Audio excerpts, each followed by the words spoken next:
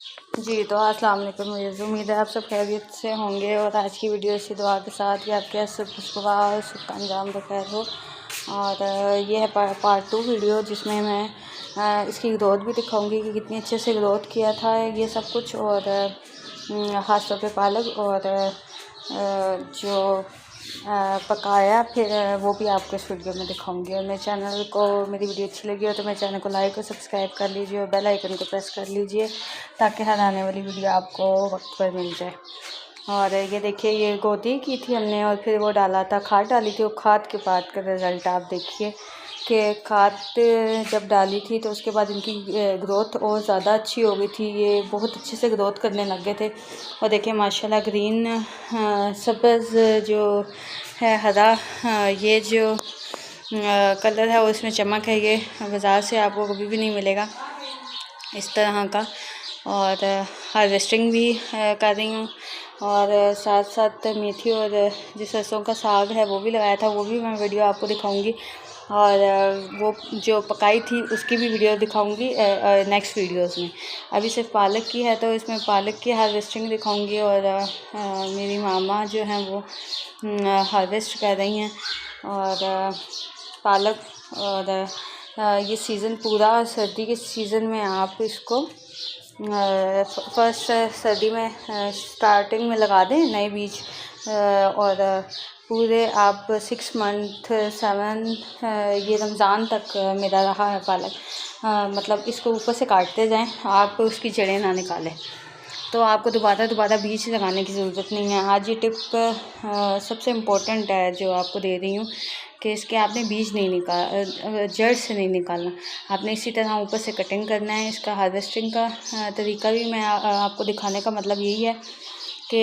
جڑ نکال لیں گے تو آپ کو دوبارہ سے بیج لگانے کا اور پھر ساری چیزوں کا ویٹ کرنا پڑے گا۔ اور یہ ٹماٹر کے پلانٹ بھی بیچ میں ہی اگے ہوئے ہیں، جن کو میں سائڈ پر کر لوں گی بعد میں۔ اور دیکھیے کہ مطلب آپ کی ایک روز کی ہانڈی آرام سے بن جاتی ہے، اور اگر ممبرس کم ہوں تو یہ دیکھیے ہارویسٹنگ اس کی، یہ ہارویسٹنگ کتنی ماشاءاللہ زیادہ ہوتی ہے، اور پوری سردیاں ہی اس کی، ونٹر میں ہی پوری ہارویسٹنگ اس کی ہوتی رہی تھی اچھے طریقے سے، اور رمضان تک یہ ہارویسٹنگ رہی ہے۔ اور رمضان کے بعد اب شدید گرمی ہوئی ہے تو اب دوبارہ اس کے بیج لگیں گے اور دوبارہ اس کو لگاؤں گی۔ ابھی لگے ہوئے ہیں لیکن یہ چیز نہیں ہے، گرمی کافی زیادہ ایریا میں ہمارے ہو گئی ہے تو اس کی وجہ سے کم گروتھ ہو رہی ہے ان کی، گرمی کی وجہ سے۔ پانی بھی انہیں بہت مقدار میں زیادہ چاہیے ہوتا ہے تو یہ بہت پیارے پھلتے پھولتے ہیں۔ تو آپ نے ان چیزوں کا خیال رکھنا ہے کہ پانی کا خیال رکھنا ہے۔ گروتھ تو آپ اس کی دیکھ چکے ہیں کہ کتنی زیادہ مقدار میں، اس کا پتہ دیکھیے کہ کتنا یہ بیبی لیف سے بھی بڑا ہے۔ آپ بیبی لیف بھی پکا سکتے ہیں ساتھ ہی اس کی اور ٹیسٹی پکانے کے لیے، لیکن یہ ہے کہ بیبی لیف بھی ساتھ پکائے تھے، اور یہ جو بڑے ہو گئے تھے پتے یہ بھی پکائے تھے۔ جو رمضان میں لاسٹ میں ہوئے تھے وہ تو ماشاءاللہ بہت ہی بڑے پتے تھے، اور یہ دیکھیں کہ گرین اور خوبصورتی دیکھیے اور چمک دیکھیے، یہ کبھی بھی آپ کو بازار سے لائے ہوئے پالک میں نہیں ملے گی۔ اور جو اس کا ٹیسٹ ہے وہ بھی آپ ٹرائی کر کے ایک دفعہ لازمی دیکھیے تو آپ کو بہت چینج لگے گا۔ پالک، میتھی، سرسوں کا ساگ، مولی، گاجر، یہ ساری چیزیں جو ہے نا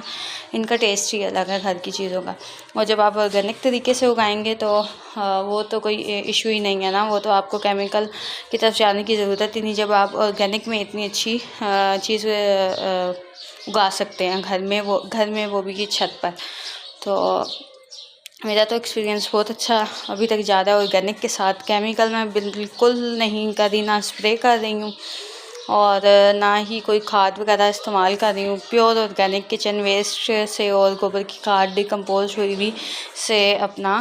کام کر رہی ہوں، اور ماشاءاللہ رزلٹ بھی بہت اچھا میرا ہے، امید سے بہت زیادہ۔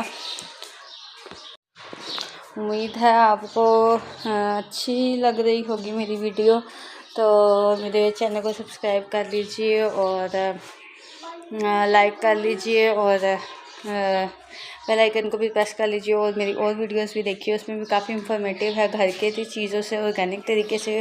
اور باہر کے پوٹس اور مہنگی چیزوں سے ہٹ کر میں نے اپنی گارڈننگ کی ہے، اور یہ دیکھیے کہ یہ پکاتے ہوئے بھی ویڈیو بنائی تھی تاکہ میں آپ کو دکھا سکوں کہ صرف لگاتے نہیں پکایا بھی جاتا ہے، اور بہت جو اس کا ٹیسٹ ہے وہ بہت ہی لاجواب تھا۔ تو یہ دیکھیے، اور اس میں پانی ڈالنے کی سب سے اچھی بات یہ رہی ہے اس کے جو بھی آرگینک سبزیاں تھیں نا، ان میں پانی ڈالنے کی بالکل ضرورت نہیں پڑی۔ وہ پانی ڈالنے کی تب بات ایسے کر رہی ہوں کہ آپ کو پکاتے ہوئے پانی ڈالنے کی ضرورت نہیں پڑتی، اس کے اندر خود اتنا جوسی اور اتنا مزیدار ہوتا ہے کہ اپنے پانی میں ہی پک جاتا ہے۔ اور یہ آپ ہارویسٹنگ کے بعد آپ اس میں سرسوں کی کھلی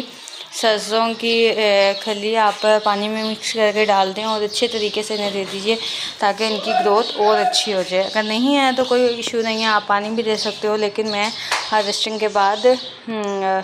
ڈالتی ہوں لازمی۔ اور یہ دیکھیے کہ رزلٹ کتنا خوبصورت تھا۔ اور یہ ہارویسٹنگ کرتی رہتی تھی میں ساتھ ساتھ، تو کبھی ویڈیو بن گئی اور کبھی نئی ویڈیو